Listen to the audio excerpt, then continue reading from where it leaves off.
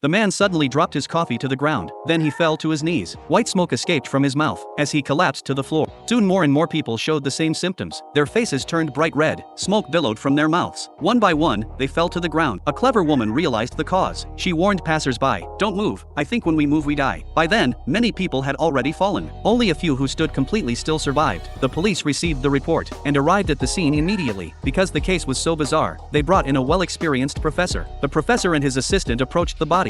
Looking at the corpses still emitting smoke, the professor determined they died from spontaneous combustion. But why would they suddenly combust? The resourceful professor believed they needed to find clues on the bodies. He suggested they needed to draw blood for testing. The woman agreed. Suddenly, the professor noticed a smudge on her hand. "Why is there a mark on your finger?" The woman looked at her hand and said she had just touched the elevator handrail. The professor had a revelation. He immediately ordered the police to examine the elevator, while his assistant tested the woman's blood. Soon, the assistant discovered all the cells in her blood had been damaged. The professor suspected it was due to a viral infection. Just then, the police made a significant discovery. They found a strange device in the elevator. When the professor saw this device, he immediately understood the cause. It wasn't a virus, but nanobots. The professor rushed back to the laboratory. The patient's temperatures suddenly spiked, rapidly reaching 105 degrees. At this critical moment, the antidote was finished just in time. After the injection, their temperatures began to drop.